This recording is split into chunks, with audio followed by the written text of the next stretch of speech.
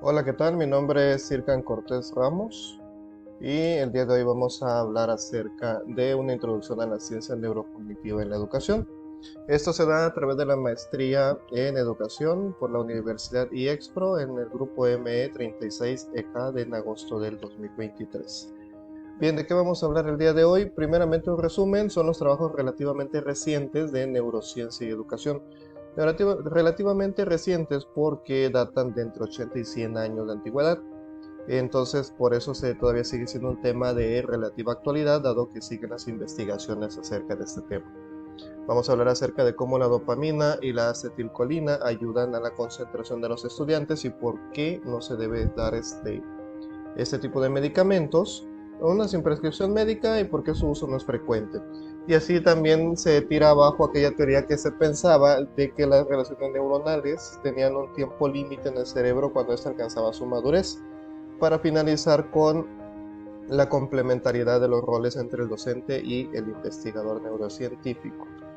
¿Qué temas vamos a abordar? El contenido son 4 temas, los dividí en 4 temas. El primero es neurociencias, base, imágenes y el cerebro como motor de conocimiento. La metacognición y las áreas del cerebro, las emociones en la educación y la necesidad de fundamentos compartidos. Bien, veamos. Primeramente, vamos a hablar acerca de las bases, imágenes y cerebro como motor de conocimiento. Primero que nada, las neurociencias, una de ellas es la neurobiología y esta estudia la relación de la actividad celular nerviosa con la complejidad de los procesos mentales, es decir, la actividad de las neuronas y las sinapsis que hacen entre ellas y cómo estas sinapsis generan los procesos mentales, el pensamiento como tal y la memorización. Esta capacidad que tiene cada cerebro individual de categorizar los procesos que pasan en su vida diaria podría ser la clave para tener una individualidad. Veamos, por ejemplo, dos gemelos idénticos, aunque están en el mismo ambiente, en el mismo contexto, cada uno de ellos sopesa las actividades que tienen en el día a día y las categoriza, y esa categorización hace que vayan almacenando y generando sinapsis diferentes, y estas sinapsis hacen que cada uno tenga su individualidad. Para este tipo de procesos de estructuras en el cerebro hay 2 reglas. La primera de ellas ya la habíamos escuchado desde pequeños con nuestros padres. Practica, practica, practica. La práctica incrementa el aprendizaje, la repetición incrementa el aprendizaje. Hay un dicho muy conocido que dice, la paciencia te dará velocidad. Entonces con eso se solventa el punto número uno. Y la segunda, las sinapsis cambian todo el tiempo. Es así como recordamos una vivencia o una experiencia, porque continuamente se están cambiando estas sinapsis y esto hace que al cambiarse la sinapsis se vaya encontrando un camino mejor, más eficiente hacia ese momento, ese proceso mental, ese conocimiento. ¿Sale? Veamos. El- en los inicios de la neurobiología empezó estudiando los dos extremos, a los débiles mentales y a los que tenían un talento excepcional. Y en ambas situaciones se dio cuenta de que la dopamina y la acetilcolina incrementan los aprendizajes, incrementan la concentración, la satisfacción en cada uno de ellos. ¿Por qué no se da actualmente a los estudiantes como si fuera, digamos, un caramelo? Porque generan dependencia. La dopamina es un elemento que lo produce naturalmente tu cuerpo. Entonces, si tú lo estás adquiriendo de una manera externa, empiezas a degradar el cerebro, ya no va a ser necesario que lo produzca. Si de por sí tenía un problema en producirlo, ahora si se lo está dando de manera química, va a ser peor. Y dada la neurobiología, también empieza con la neuropsicología, otra de las neurociencias, pero esta se basa en las relaciones con el cerebro y la conducta. Ya vimos cómo la neurobiología buscaba la relación de los procesos mentales y cómo se iban generando estos para generar la individualidad. Ahora la neuropsicología relaciona el cerebro con su conducta, tus experiencias con cómo te comportas.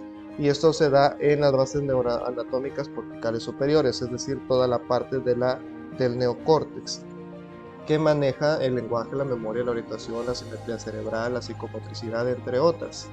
¿Sale? Y esta parte que viene también dentro de la investigación, que se me hace algo demasiado obvio, el cerebro presenta un funcionamiento global. De hecho, no solo el cerebro, también todo el cuerpo presenta un funcionamiento global, vamos, holístico.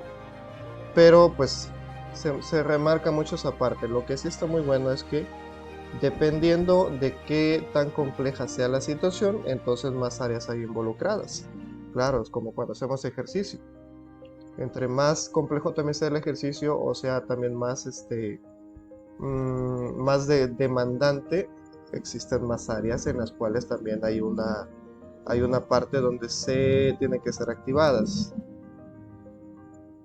donde tienen que ser involucradas. Bien, ¿cómo se basan las imágenes? ¿Qué otras disciplinas se relacionan? Bueno, tenemos neuroimágenes, genética molecular, modelos computarizados, todo lo relacionado a las tecnologías actuales para descubrir cómo funciona el cerebro. Resonancias magnéticas, ensayo químicos, moleculares. Pero a toda esta situación, ¿qué es lo que han descubierto? Algo muy importante, el entorno, el aprendizaje y la educación aumenta la potencia de las condiciones cognitivas genéticas. Es decir, dependiendo de dónde vivas, cómo vayas tú a aprender y la educación, hablando de un proceso formal, aumentan las condiciones que tú tienes para ser inteligente o no. Esto hace que si una persona nace en un entorno pobre, pobre no hablando económicamente, sino que sean personas que no busquen una superación cognitiva, digamos académica, entonces la siguiente generación va a ser peor. Quizá que es lo que estamos viviendo actualmente, ¿verdad? Entonces veamos la metacognición y las áreas del cerebro. Se dividen en tres etapas. Primero, de los 3 a los 10 años es donde son seleccionadores, es la famosa etapa del por qué, cuando los niños empiezan a seleccionar información y esto los hace llevar de manera casi automática a aprender. Es donde están preguntando por todo. ¿Por qué el pasto es verde? ¿Por qué las vacas comen pasto? ¿Por qué los árboles crecen tan grandes? ¿Por qué es? ¿Por qué lo otro? ¿Sale? Entonces son devoradores de información y ellos empiezan a ver qué es lo que les interesa. En la pubertad existe una mayor cantidad de mielina, una sustancia que es la que transporta los impulsos eléctricos en la corteza prefrontal. Entonces, como hay mucha mielina, imagínate que fueran muchos cables que están atados y entonces estos cables mandan impulsos eléctricos y es donde los adolescentes se comportan de una manera exuberante y demasiado ajetreada, pero después se recortan todos estos cablecitos que están de más, esas sinapsis se llaman, para tener redes eficientes y especializadas. Y ya al final después de los 15 años existe una mayor plasticidad, se le puede dar forma al cerebro, es un cerebro que tiene ya un criterio.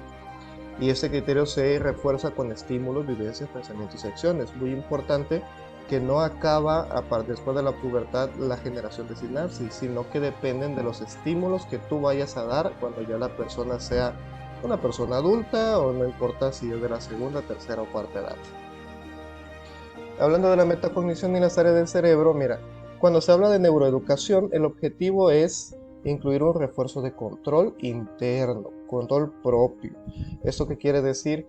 Que cuando una persona sabe autorregularse, cuando sabe brindarse un propio aprendizaje y evalúa críticamente el conocimiento que está recibiendo, genera metaestructuras y estas metaestructuras hacen que la persona aprenda de una manera ordenada, disciplinada y con control. Entonces, cuando una persona refuerza su control interno, todo lo que vaya a estudiar es plenamente consciente de cómo lo está estudiando y cómo puede controlar eso. Cuando vemos que a una persona le hace falta un refuerzo de control interno, ¿cómo lo vemos de la manera externa? ¿Has visto a los alumnos cuando su pierna siempre la están moviendo en el mesabanco, cuando están tal vez tarareando una canción, cuando están golpeando la mesa, cuando se están tocando la cara, cuando se tocan el cabello, cuando desvían la mirada? Todas esas son faltas de refuerzo de control interno y se puede trabajar allí. Las áreas del cerebro en la metacognición, aquí te puse en este ejemplo dos cerebros. Estos cerebros son las áreas encargadas de la lectura, el procesamiento visual, o sea, las palabras y muchas cosas más, tanto del ambiente léxico como el fonológico, que empiezan en la parte posterior de los ojos, en la parte prefrontal. Porque esto es muy importante tomarlo en cuenta, porque nuestro cerebro en realidad son tres. Entonces, el primero, el mesoencefálico, el cerebro arcaico, están los ojos, y en la parte de atrás de los ojos rápidamente ya estaba el proceso para saber si lo que estábamos viendo en la antigüedad, te hablo de millones de años tal vez, era una presa o era una amenaza. Si era una presa, la devoro, si era una amenaza, huyo. Entonces teníamos dos opciones, huir o atacar. Dada esta situación, ahora cuando los alumnos ven que abren un libro y ven, no tiene figuritas, no hay una manera de procesar visualmente, y es ahí donde empiezan a perder el interés. Entonces podemos tomar eso en cuenta para que siempre tengamos la atención de las personas a través primeramente de la parte visual, ¿sale? No significa que sea lo único, pero sí es lo primero que recibe la persona. Entonces, las emociones en la educación, ya hablamos de cómo la neurobiología, la neuropsiquiatría y la neuroeducación están ayudando para descubrir nuevos procesos de mejora en el aprendizaje de los estudiantes y de las personas. Pero la emoción también tiene mucho que ver. Primero que nada, por ejemplo, ética, leyes, creatividad en tecnología, ciencia o artísticas no se pueden llevar a cabo sin la comprensión de emociones. ¿Por qué no se pueden llevar a cabo? Mira, veamos las leyes. Las leyes se hacen ¿para qué? Para regular el comportamiento de las personas en sociedad. Y si te das cuenta, como vamos a regular el comportamiento de las personas en sociedad, necesitamos saber a qué sociedad pertenecemos. No es lo mismo pertenecer a una sociedad en Suiza que en una región del Caribe. Ambas situaciones, aunque son seres humanos, se comportan en comunidad de diferente manera, y por lo tanto la emoción de uno difiere con la del otro, y en esta parte, para crear las leyes, necesitamos saber qué emociones son las que manejan. Las emociones son de orden superior, son bien reguladas. Es crítico saberlas procesar para la supervivencia, me juegan con la memoria y su comprensión y el razonamiento y toma de decisiones. ¿Por qué? ¿Por qué son de orden superior? Porque tú vas a hablar en público y de repente te empieza a doler el estómago. Entonces, cuando te duele el estómago, hay una señal de alerta ahí, sientes un temor. Entonces, para poder regularlo, necesitas saber controlar las emociones. En la memoria, por ejemplo, un perfume y te regresa al amor del pasado. Entonces, también tienes que llegar a ver qué te marcó a ti ese aroma y por qué lo memorizaste y por qué en este momento te llega ahora de años atrás tal vez te llega al día de hoy, tienes que comprender. Veamos entonces que las emociones refuerzan el aprendizaje, los sentimientos en la cuestión sensorial, los sentimientos vienen de las sensaciones, refuerzan el aprendizaje, la toma de decisiones racionales no son racionales, en realidad se basan de la parte emocional. Ahora, cuando hay un desborde emocional, por ejemplo, el adolescente está muy enojado, está muy enamorado, está muy decepcionado, está muy lo que tú quieras, entonces el cerebro no puede poner atención en los hechos necesarios. Todas las sinapsis están cambiando todo el tiempo sin esperar, sin importar la edad o el periodo de vida. Lo que importa es la complejidad de la emoción que se maneja en el aprendizaje. Eso es muy importante. Entonces, a través de nuestro mundo emocional subjetivo, desarrollamos un mundo externo y le otorgamos un sentido de las relaciones y a nuestro lugar en el mundo. Muy importante para cuando queramos verlo con los estudiantes. Ahora, ¿cuáles son los fundamentos compartidos? Hay dos situaciones que se están viendo actualmente. Primero, el rol del alumno y el maestro tiene que cambiar. Claro, por supuesto, empezando con el del maestro.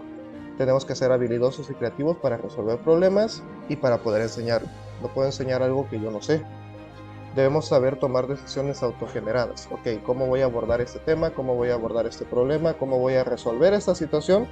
Y a través de ello es donde esos problemas autogenerados tienen que darme a mí la posibilidad de tomar mis propias decisiones con estilo de inteligencia propios, es decir, la individualidad, y que genere un pensamiento analítico, creativo y práctico.